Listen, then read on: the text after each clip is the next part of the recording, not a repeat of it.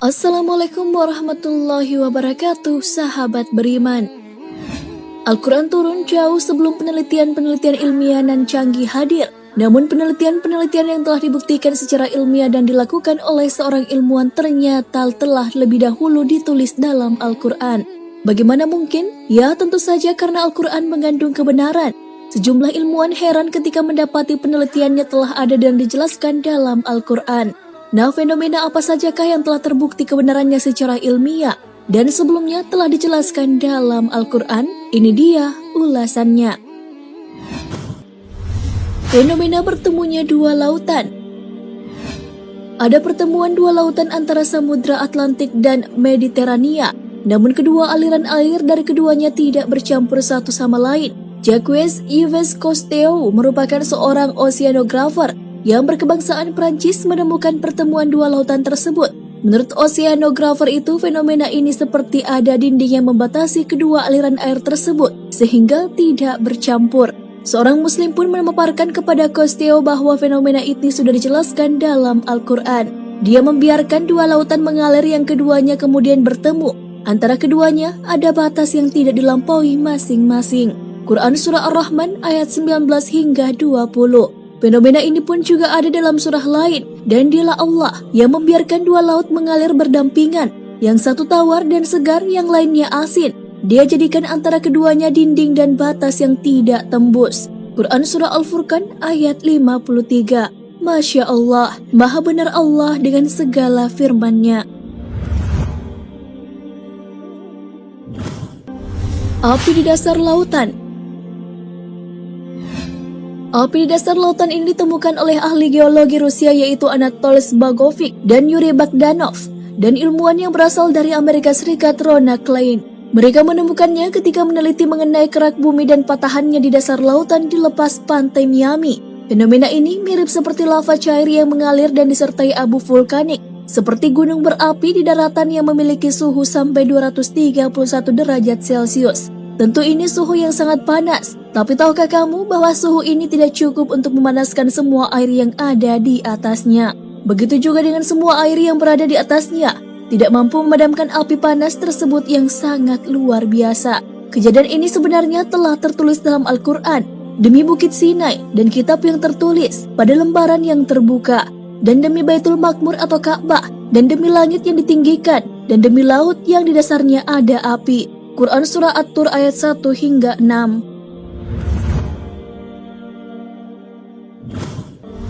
Penciptaan berpasang-pasangan. Seorang ilmuwan asal Inggris bernama Paul Dirac mengungkapkan hasil penelitiannya bahwa materi diciptakan secara berpasang-pasangan. Penemuan tersebut dinamai dengan Farid. Penemuan ini menyebutkan bahwa seluruh benda yang ada di alam semesta ini, bahkan sampai partikel terkecil juga memiliki pasangan. Berkat penemuan ini pada tahun 1933, ia mendapat Nobel di bidang fisika. Penciptaan sesuatu secara berpasang-pasangan telah dijelaskan dalam Al-Quran sebelum penelitian ini dilakukan.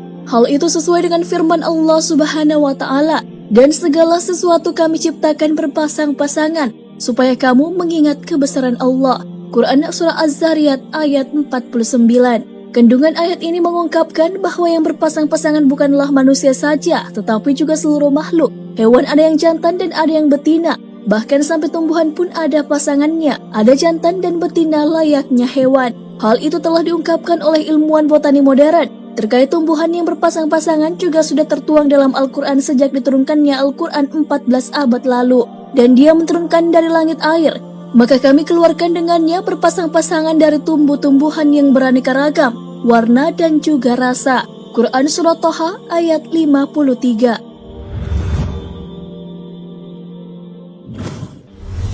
Jenis kelamin bayi. Hasil penelitian pada abad ke-20 dalam ilmuwan genetika memaparkan bahwa penentuan jenis kelamin bayi itu ditentukan oleh sperma pria. Dalam sperma tersebut terdapat dua kromosom, yaitu kromosom X yang isinya berupa sifat-sifat kewanitaan dan kromosom Y yang isinya sifat-sifat kelaki-lakian. Dalam sel telur wanita hanya mengandung kromosom X saja. Jadi jenis kelamin bayi ditentukan oleh sperma yang membuahi dan mengandung kromosom X dan Y. Sebelum penemuan tersebut, orang-orang mengira bahwa jenis kelamin berasal dari wanita Terkait jenis kelamin bayi, sudah dijelaskan dalam Al-Quran jauh sebelum penelitian tersebut dilakukan. Dialah yang menciptakan berpasang-pasangan pria dan wanita dari air mani apabila dipancarkan. Quran Surah An-Najm ayat 45 hingga 46.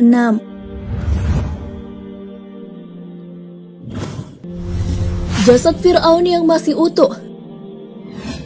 Presiden Prancis menawarkan bantuan kepada kerajaan Mesir pada tahun 1975 untuk mempelajari, meneliti dan menganalisis mumi Fir'aun atau Ramses II yang amat terkenal. Fir'aun yang dimaksud di sini adalah Fir'aun yang hidup pada zaman Nabi Musa alaihissalam. Fir'aun tersebut tenggelam di Laut Merah ketika mengejar Nabi Musa alaihissalam. Penelitian yang dipimpin oleh Profesor Dr. Maurice Bosaili berhasil mengungkap bahwa terdapat sisa-sisa garam yang masih melekat pada jasad tersebut. Hal ini telah dijelaskan dalam Al-Quran sebelum penelitian ini dilakukan. Maka hari ini kami biarkan engkau, hai Fir'aun, terlepas dari badanmu yang tidak bernyawa di telan laut, untuk menjadi tanda bagi orang-orang setelahmu, supaya mereka mengambil pelajaran. Dan ingatlah, sesungguhnya kebanyakan manusia lengah terhadap tanda-tanda kekuasaan kami. Dasar laut. Kedalaman air laut yang kira-kira 200 meter hampir tidak ditemukan cahaya. Bahkan dengan kedalaman 1 km atau lebih, dipastikan bahwa cahaya tidak ada yang bisa tembus ke dalam. Hal ini diketahui setelah dilakukan penelitian dengan menggunakan alat modern yang bisa menyelam ke dalam paling jauh di dalam samudra. Hal ini telah dijelaskan dalam Al-Quran sebagaimana firman-Nya, atau seperti gelap gulita di lautan yang dalam, yang diliputi oleh ombak, yang di atasnya ombak pula, di atasnya lagi awan, gelap gulita yang bertindih-tindih. Apabila dia mengeluarkan tangannya, tiadalah dia dapat melihatnya. Dan barang siapa yang tiada diberi cahaya petunjuk boleh Allah, tiadalah dia mempunyai sedikit pun. Quran Surah An-Nur ayat 40. Sahabat beriman, adanya beberapa penelitian yang ternyata sebelumnya telah tertulis dalam Al-Quran membuat kita semakin yakin bahwa Al-Quran adalah sebenar-benarnya kitab suci yang isinya adalah wahyu Allah. Siklus air. Sahabat beriman, ketika kamu bersekolah pasti belajar IPA. Dalam pelajaran IPA tersebut, proses terjadinya hujan terjadi melalui beberapa tahapan. Air yang ada di permukaan bumi, baik itu di lautan, sungai maupun di kolam, akan menjadi uap ketika terkena sinar matahari. Uap inilah yang akan naik ke udara dan kemudian menggumpal dan membentuk awan. Awan ini pun bisa dibawa kemana saja oleh angin, sesuai kehendak Allah Subhanahu wa Ta'ala. Jika kandungan air dalam awan tersebut sudah jenuh, hujan pun turun dan nantinya air itu akan kembali lagi ke lautan. Proses ini pun ternyata telah dijelaskan dalam Al-Quran. Allah dialah yang mengirimkan angin, lalu angin itu menggerakkan awan dan Allah membentangkannya di langit menurut yang dikehendakinya dan menjadikannya bergumpal-gumpal. Lalu kamu lihat hujan yang keluar dari celah-celahnya. Maka apabila hujan itu turun mengenai hamba-hambanya yang dikehendakinya, tiba-tiba mereka menjadi gembira. Quran Surah Ar-Rum ayat 48.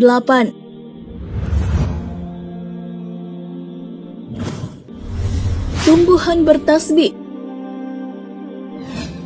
Majalah sains terkenal bernama Journal of Plant Molecular Biology mengungkapkan hasil penelitian tentang suara ultrasonik yang berasal dari tumbuhan. Penelitian dilakukan oleh tim ilmuwan yang berasal dari Amerika Serikat. Penelitian yang dipimpin oleh Profesor William Fromm ini merekam dan menyimpan suara ultrasonik yang berasal dari tumbuhan, kemudian diubah menjadi gelombang elektrik optik yang bisa ditampilkan ke layar monitor dalam bentuk rangkaian garis. Ternyata garis-garis tersebut membentuk lafaz Allah yang belakangan diketahui bahwa itu adalah kalimat tasbih. Fenomena ini ternyata telah dijelaskan dalam Al-Quran dan tak ada sesuatu pun melainkan bertasbih dengan memujinya. Tetapi kamu sekalian tidak mengerti tasbih mereka. Sesungguhnya dia adalah Maha Penyantun lagi Maha Pengampun. Quran Surah Al-Isra ayat 44.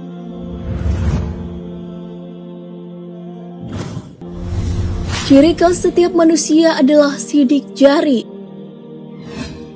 Salah satu bagian tubuh manusia yang bisa digunakan untuk dijadikan sebagai acuan identifikasi adalah sidik jari. Karena sidik jari manusia adalah ciri khas setiap orang. Bahkan sidik jari menjadi metode yang digunakan dalam penyelidikan. Rupanya hal tersebut dijelaskan dalam sebuah buku berjudul Miracle of Al-Quran dan As-Sunnah. Setelah penelitian tentang sidik jari pada tahun 1880 yang dilakukan oleh Sir Francis Galton, Dilansir dari okezone.com, hal inilah yang menjadi salah satu alasan polisi menggunakan sidik jari dalam mengidentifikasi pelaku kejahatan. Sidik jari orang yang satu dengan orang lain tentunya berbeda, sehingga menjadi alasan untuk digunakan mengenali pelaku tindak kejahatan. Perihal sidik jari telah dijelaskan dalam Al-Quran. Apakah manusia mengira bahwa kami tidak akan mengumpulkan kembali tulang belulangnya? Bahkan kami mampu menyusun kembali jari jemarinya dengan sempurna. Quran Surah Al-Qiyamah ayat 3 hingga 4. Sidik jari sebagai ciri khas dari setiap orang menjadi alasan digunakannya sidik jari sebagai kartu identitas yang juga digunakan di seluruh dunia. Selain itu, sidik jari juga digunakan pada smartphone sebagai sistem keamanan karena sidik jari dinilai mampu menjaga keamanan data dalam perangkat teknologi.